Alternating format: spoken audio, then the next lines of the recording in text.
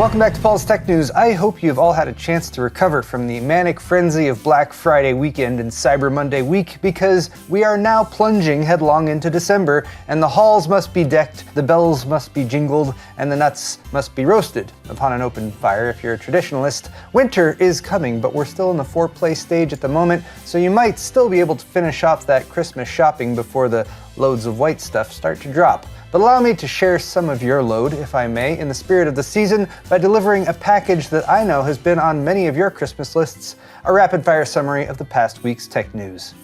Nice. Excellent!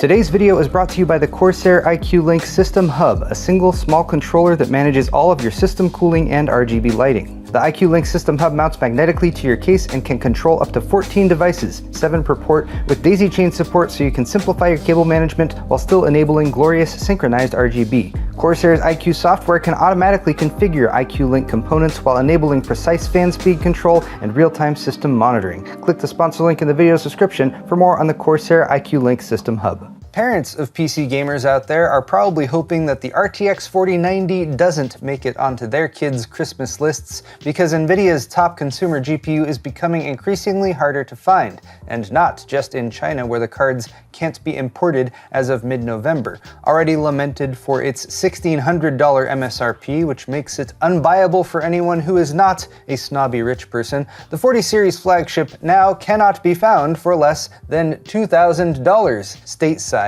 and prices seem to be increasing almost daily. Even during last week's Cyber Monday sales, articles touting the RTX 4090 deals had to focus mainly on pre-builts and laptops, as if the 4090 mobile even counts, with merely a handful of supposed deals on desktop cards around the $2,000 price point. There is currently a single RTX 4090 available for $2,000 at Newegg, according to PC Part Picker. That's MSI's Gaming X Trio, and it's gone.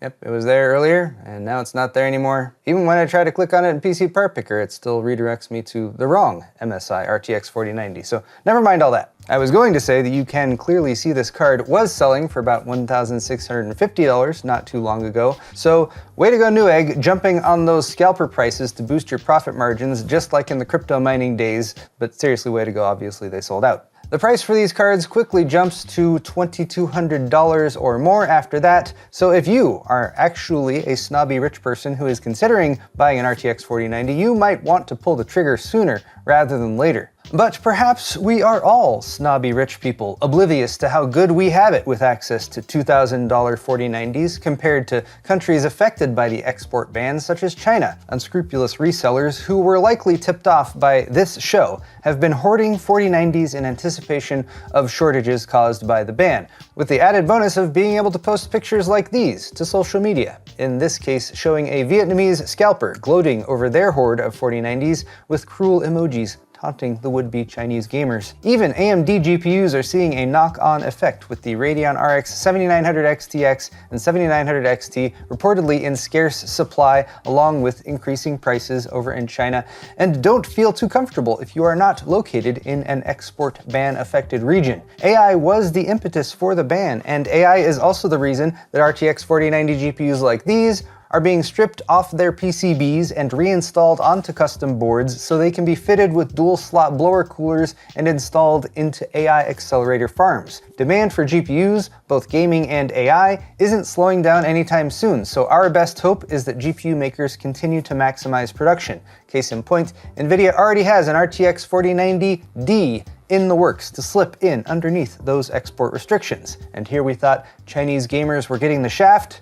Turns out they'll be getting the D. Speaking of the letter D, I suppose, AMD is not quite done releasing X3D CPUs with 3D V-Cache for their last-gen AM4 platform, and further leaks from Persian media outlet Sakskarfashamag.com claim that there will be at least 5 new CPUs launching in early 2024. The previously rumored Ryzen 7 5700X3D and Ryzen 5 5500X3D might be joined by the Ryzen 5 5600 GT, the Ryzen 5 5500 GT, and the AMD Ryzen 7 5700. The 5500 GT and 5600 GT will likely replace the Ryzen 5600G APU with integrated graphics and probably a frequency boost for some added performance. Being codenamed Cezanne chips, however, they will still be limited to PCIe Gen 3 support and feature less cache. Meanwhile, the Ryzen 7 5700 will probably just be a lower clocked 5700X, much as the 5800 is a lower clocked 5800X.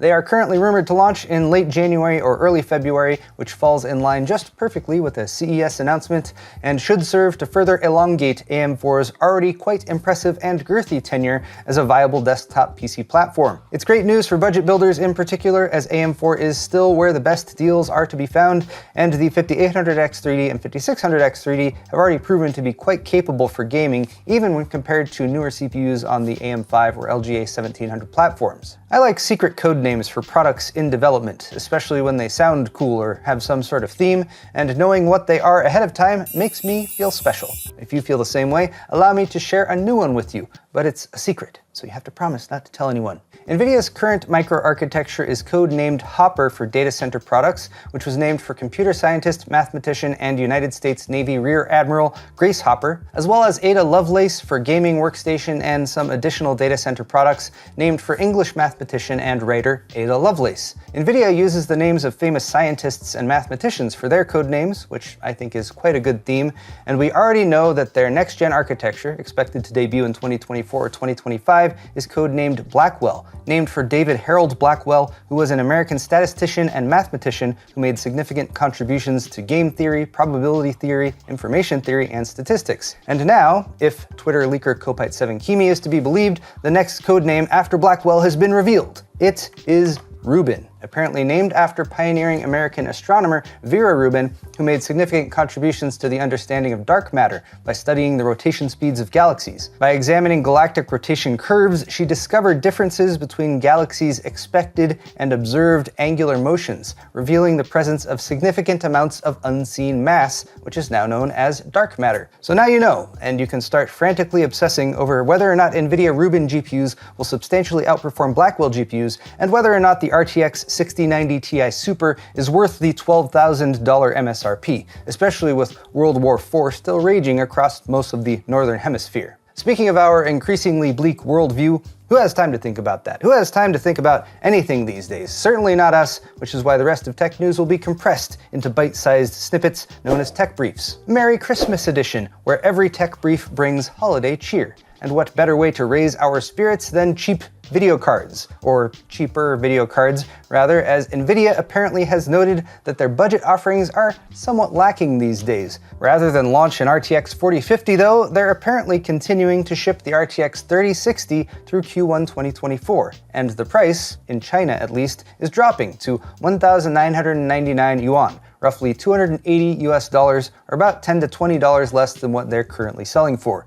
And yes, this is only moderately good news, that's why I led with it, but NVIDIA lowering GPU prices isn't all that common, so we'll take what we can get. Time will tell if these prices carry over to the rest of the world, but optimistically, if the RTX 3060 hits $220 to $240, it would be a compelling choice versus AMD's or Intel's offerings in the same price range. The 3060 doesn't have DLSS frame generation though, so you couldn't try out this trick with it. Free frames for Christmas, as demonstrated by Quasar Zone. You can enable NVIDIA DLSS 3 frame generation and AMD Fluid Motion frames at the same time. You just need two GPUs. They had an RX 6600 connected to the monitor and an RTX 4090 pulling frame gen duty. The result was 192% better FPS in Cyberpunk 2077 at 4K, but at the expense of inconsistent 1% lows and of course the need for two video cards. I would speculate that having 2/3 of your frames conjured from frame gen tech might also affect stuff like pixel accuracy, but this was more of a proof of concept than something they expect anyone to actually game with. PC manufacturers could be ringing in the new year with some fresh optimism if this report from market analyst Canaliz is correct. After 7 quarters on the decline, Worldwide PC shipments are on the verge of a recovery, with 8% year-over-year growth forecast for 2024, as well as a 5% bump for Q4 2023. The PC market has a natural ebb and flow cycle. The last growth period was from 2020 to 2021, aided by the work-from-home pandemic response. Credit for the current upswing, on the other hand, is attributed to an increase in demand for AI-capable hardware and ARM-based devices. Merry Christmas tech briefs sure are fun, and you don't even have to wait until the 25th. In just 2 days, our lives will all improve immeasurably thanks to video games. First, Cyberpunk 2077 will debut patch 2.1, going beyond the Phantom Liberty update with more free additions for owners of the game, including a fully functional metro, radio port, replayable car races, boss fight improvements, accessibility features, and more. So this is overall pretty good news. Maybe more games should rush to launch in a comically buggy state and then spend 2 years or so patching and bug fixing while gradually recovering the developer's reputation with gamers. Or perhaps more games should take like 10 years to launch a sequel, like GTA 5, which will soon debut its sequel's official trailer, also on December 5th at 9 a.m. Eastern Time. Merry Christmas. Everyone is assuming it will be called GTA 6, although Rockstar just said the next Grand Theft Auto, so maybe it's a mobile game or something. It is somewhat amusing that after such a drawn-out development cycle and the infamous leaks, this image of a sunset and palm trees is the first official artwork to be made public by Rockstar for the game. Just imagine if there were no leaks and this was the first time we saw confirmation that it's going to be based in Vice City. Also, those seagulls are clearly woke. F those woke seagulls, Rockstar. You're losing your edge. Unless we can hire the seagulls as prostitutes and then kill them after. Then it would be okay. But there you have it, guys. Tech news for the week. If you liked it, click that like button or leave me a comment down below. While you're down there, all of the articles I talked about today are linked in the description if you're interested, and you can check out my store at paulshardware.net for high-quality merchandise, t-shirts, hoodies, beer sets, and more. Subscribing to my channel is always good call too. Don't forget that there's a sale going on my store as well. Thanks again, everyone, and we'll see you next week.